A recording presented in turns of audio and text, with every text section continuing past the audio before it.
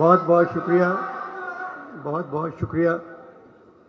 جیتے رہو نوجوانوں، جس میں لڑکے اور لڑکیاں دونوں شامل ہیں۔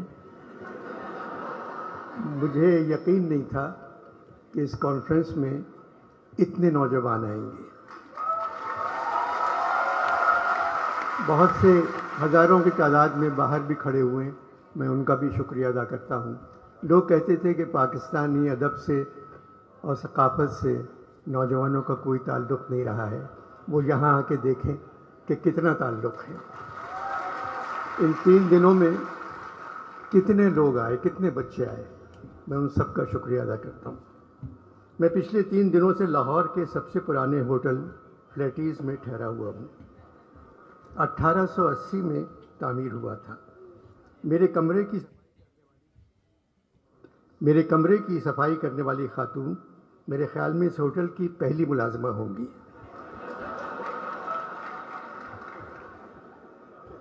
آج صبح میں نے ان سے کہا، آپ زحمت نہ کریں، آپ کہاں رہتی ہیں، میں آ کر آپ کے کمرے کو صاف کروں گا۔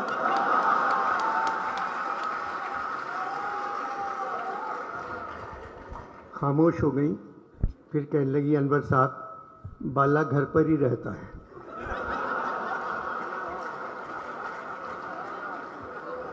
شاید میرا خلوص وہ نہیں سمجھی۔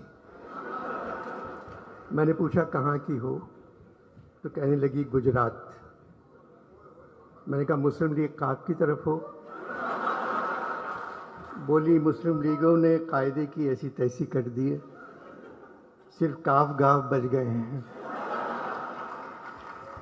مجھے نہیں معلوم میں کس کی طرف ہوں۔ پڑھی لکھی ہو؟ میاں جی پڑھی لکھی ہوتی تو بے روزگار ہوتی۔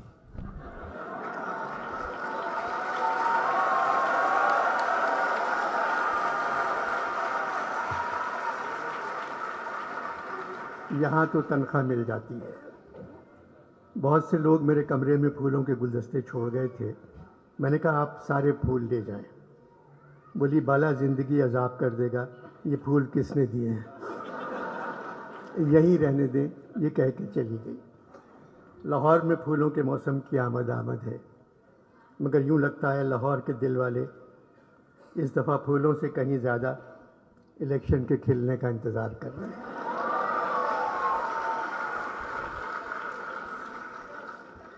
الیکشن ہوں گے یا نہیں، یہ بات نہ الیکشن کمیشن جانتا ہے، نہ سرکار،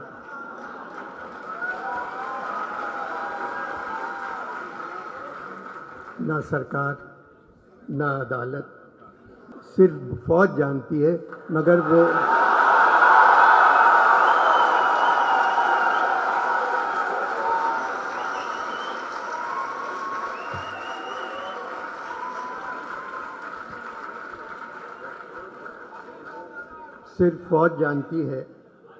وہ بتا کر نہیں دے رہی ہے۔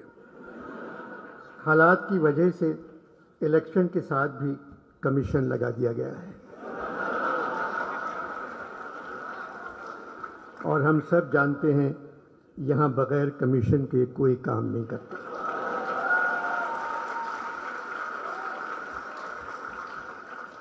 Pakistan literature festival, Karachi art council کے صدر محمد احمد شاہ رنگیلے نہیں ہیں، بہت اچھے انسان ہیں، مزدوروں سے زیادہ کام کرتے ہیں، ہر صوبے کے ادب کو زندہ رکھنا چاہتے ہیں، جو کام کرنا چاہتے ہیں کر گزرتے ہیں۔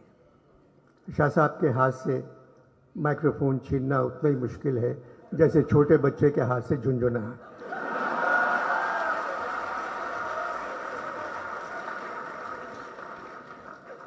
15 برسوں سے کراچی میں ادبی کانفرنس کروا رہے ہیں۔ اس سال 3 دنوں میں تقریباً 60,000 لوگ اس کانفرنس میں آئے۔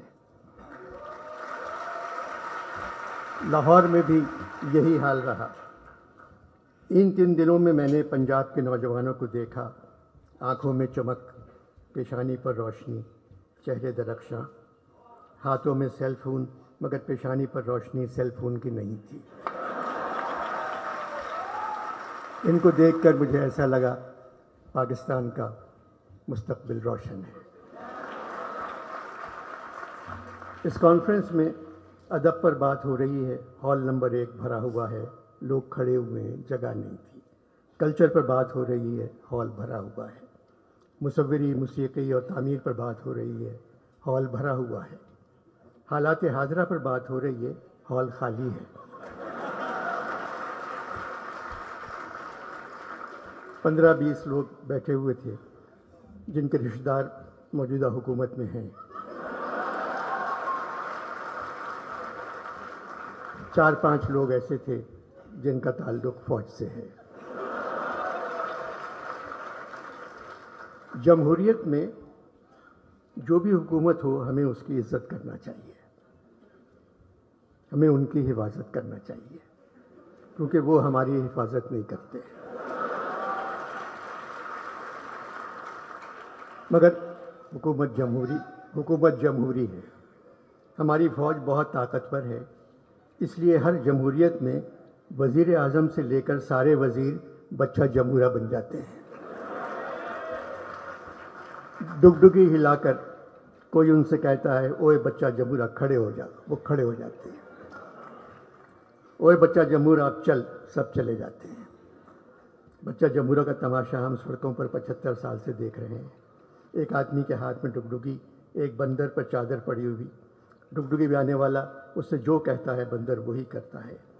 ایک تھیوری ہے کہ انسان پہلے بندر تھا، مگر نئی تھیوری یہ ہے پاکستان میں جمہوری حکومت میں انسان سے بندر بن جاتا ہے۔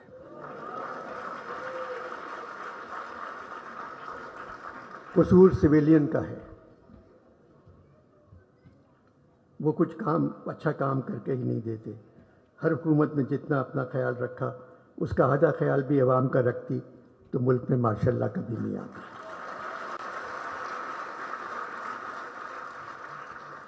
75 برسوں میں فوج نے تقریباً 35 برس ہم پر حکومت کی ہے۔ 35 برس تو یوں ہی کہہ گیا، 75 برسوں میں تقریباً 74 برس فوج نے ہم پر حکومت کی ہے، آج بھی کر رہی ہے۔ اس میں فوج سے کہیں زیادہ ہمارا قصور ہے۔ فوج ہماری ضرورت ہے، مگر جمہوری دور میں نہ جانے کیوں ہم فوج کی ضرورت بن جاتے ہیں۔ جو سپاہی حکم کے تحت قتل کرتا ہے یا جو سرکاری ملازم قوانین کی تکمیل کروانے میں کسی کو اذیت پہنچاتا ہے، وہ خود کو ذمہ داری سے آزاد سمجھتا ہے کہ حکم کے نوکر ہیں۔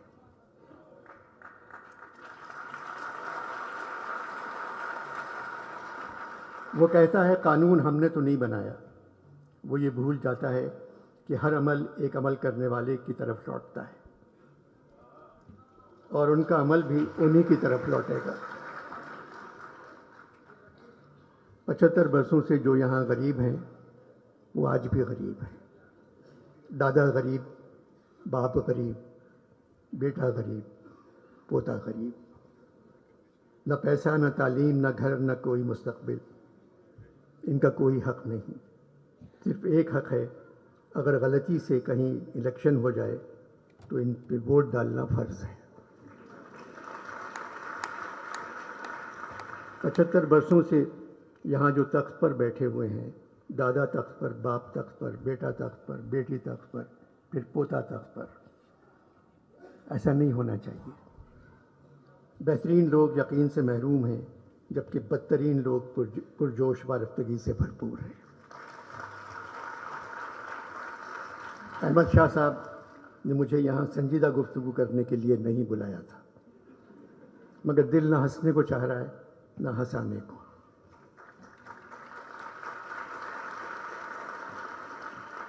ہندوستان میں پٹھان نے تمام ریکارڈ توڑ دیے ہیں۔ تاریخی کامیابی، پاکستان میں پٹھان پر ایف آئی آر کا توڑ دیا تھا۔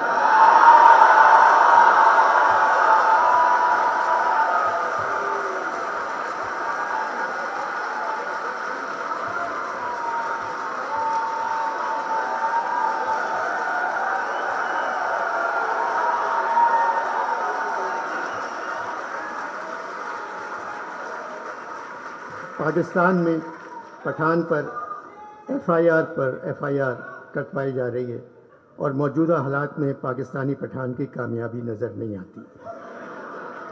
मगर सुना है आने वाले इलेक्शन में पाकिस्तानी पठान की एडवांस बुकिंग हिंदुस्तानी पठान से ज़्यादा है।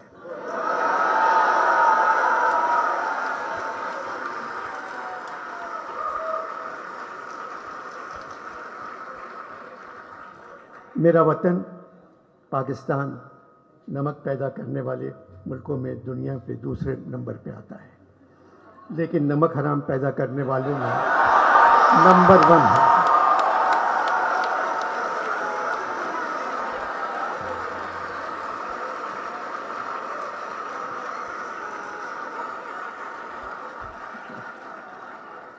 लेकिन नमक हराम पैदा करने वालों में नंबर 1 है। सलाद से कहीं ज़्यादा हम लोग कर्ज में डूबे हुए हैं। IMF से बातचीत ख़त्म हो गई, उन लोगों ने कशकोल का मुंह 50 गुना बढ़ाकर हमारे हाथ में थमा दिया। अब क्या करें? अमीर परेशान है कि डॉलर महंगा हो गया, गरीब परेशान है रोटी महंगी हो गई।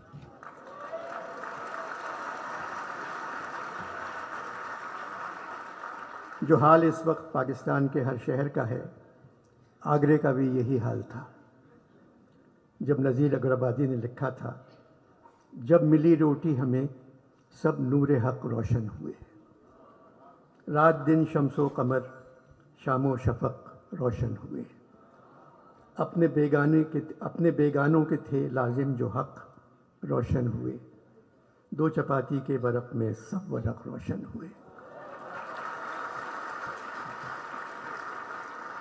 एक रकाबी में हमें 14 तबक रोशन हुए। एक जगह और कहा है, पूछा किसी ने ये किसी कामिल फ़कीर से, ये महरुमा हक ने बनाए हैं काहे के। वो सुन के बोला, बाबा खुदा तुझको खैर दे, हम तो न चांद समझे न सूरज हैं जानते, बाबा हमें तो ये नज़र आती हैं रोटियाँ।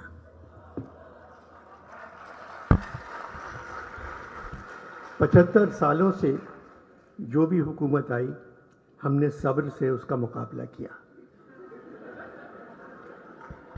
क्योंकि हमें ये कौल याद है कि शैतान भी भेस बदल कर काम करने में हमेशा कामयाब रहता है। हम तो सिर्फ खामोश बैठे तमाशा देखते रहते हैं, उस निशाने राह से दूर जिसकी आदत हो गई है, उस नुकसान का अंदाज़ा भी लगाने की हिम्मत नहीं रही जो हमको पहुंचने वाला है। मोहम्मद अहमद शाह की उर्दू से मोहब्बत उनको लाहौर ले आई। मैं पहले कह चुका हूं, कराची में 15 साल से ये कॉन्फ्रेंस हो रही है। शहर के हालात कुछ भी हों, कॉन्फ्रेंस जारी रहती है। आर्ट काउंसिल के बाहर गोलियां चल रही हैं और कॉन्फ्रेंस में फैज़ साहब पर बात हो रही है।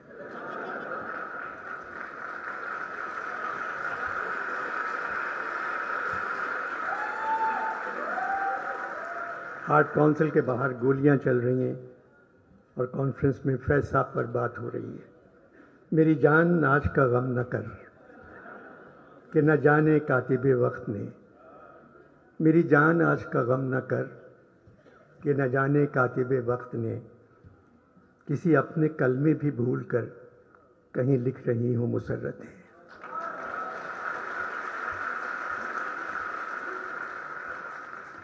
देर से आँख पे उतरा नहीं अश्कों का अज़ाब, अपने ज़िम्मे है तेरा कर्ज न जाने कब से। पैसा का कर्ज उनके आंसू थे, हमारा कर्ज बिल्कुल अलग है। मौसम गुल है लाहौर में। पैसा साहब ने कहा, ये मौसम गुल गरचे तरफ खेज़ बहुत है, ये मौसम गुल गरचे तरफ खेज़ बहुत है, अहवाले गुलो लाला गमेज़ बहुत है। फैज़ साहब सारी ज़िंदगी ख़िलाफ़ लिखते रहे, मगर बड़ी तहज़ीब और तमीज़ से। फिर भी कुछ लिखकर जेल चले जाते थे। ज़िंदगी का तवील हिस्सा जेलों में गुजारा, मगर मैंने कभी उनको रोते नहीं देखा।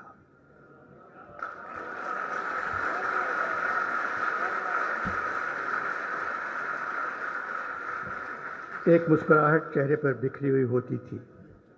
कहते थे, मुस्कुराने के अलावा और क्या कर सकते हैं, न हम बदल सकते हैं न ये लोग बदलने के काबिल हैं। जबकि खुद फौज में कर्नल थे।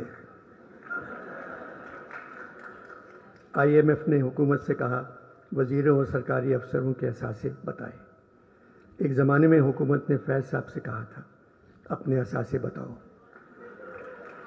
تو فیض صاحب نے کہا ہم خستہ تنوں سے محتسب ہو، کیا مال منال کا پوچھتے ہو، جو عمر سے ہم نے بھر پایا سب سامنے لائے دیتے ہیں۔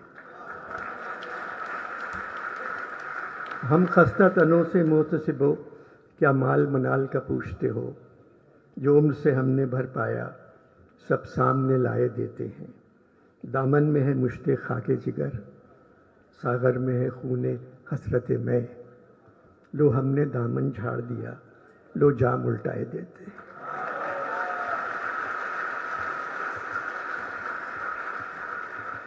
فیض صاحب اسی صدی میں پیدا ہوئے جس صدی میں اقبال پیدا ہوئے تھے۔ اقبال اس صدی کے سب سے بڑے شاعر ہیں، پھر فیض کا نمبر آتا ہے۔ فیض صاحب نے اپنی دوسری کتاب کا نام دست صبا رکھا تھا۔ دست صبا بھی اقبال کے ایک مصرے سے لیا تھا۔ اقبال نے کہا میں صورت گل دست صبا کا نہیں محتاج، کرتا ہے میرا جوش جنوں میری قبا چاک۔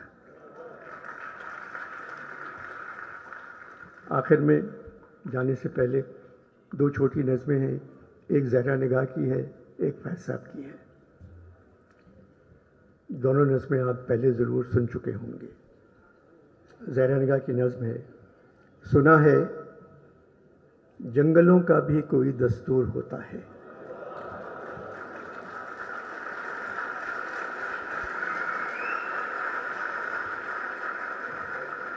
سنا ہے جنگلوں کا بھی کوئی دستور ہوتا ہے، سنا ہے شیر کا جب پیٹ بھر جائے تو وہ حملہ نہیں کرتا۔ یہاں شیر سے مراد نون نہیں ہے، اصلی شیر ہے۔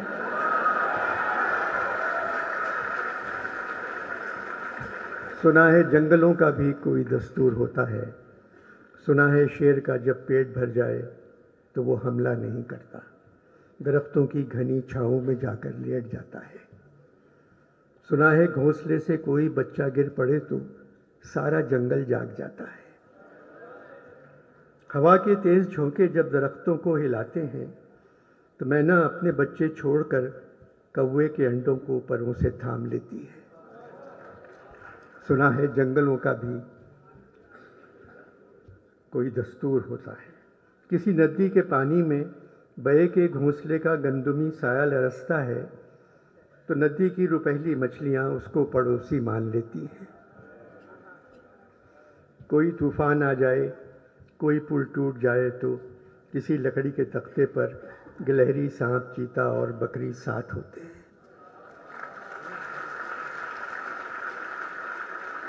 سنا ہے جنگلوں کا بھی کوئی دستور ہوتا ہے، خدا بندہ جلیل و معتبر دانا و بینا منصف و اکبر، میری اس سرزمین پر جنگلوں ہی کا کوئی دستور نافذ کر۔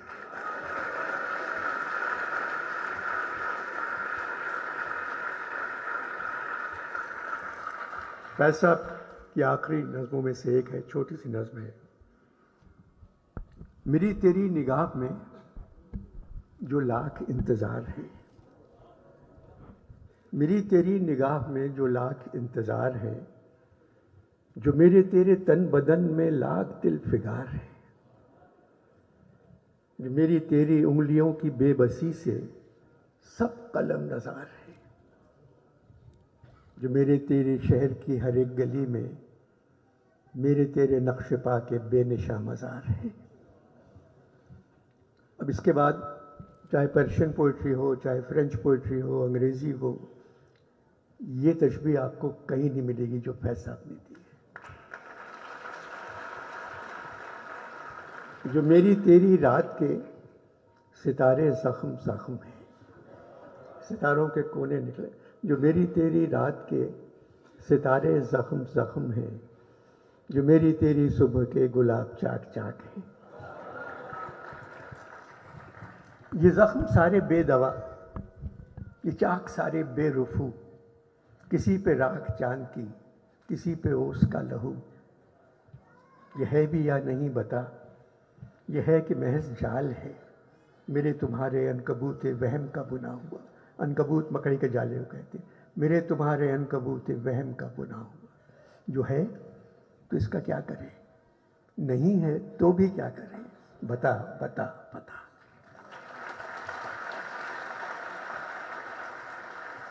پاکستان کی سرزمین دنیا کی خوبصورت ترین سرزمین ہے.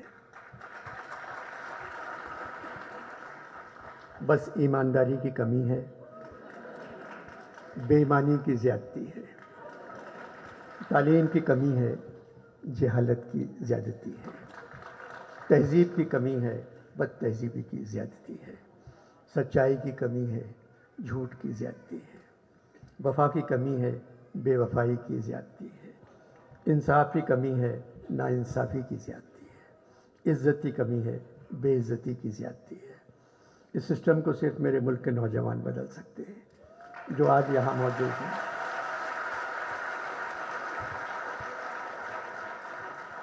امجد اسلام امجد بھی نوجوانوں سے یہی کہتے ہوئے چلے گئے, پاکستان کے نوجوان بزم جہاں کی رونق ہیں.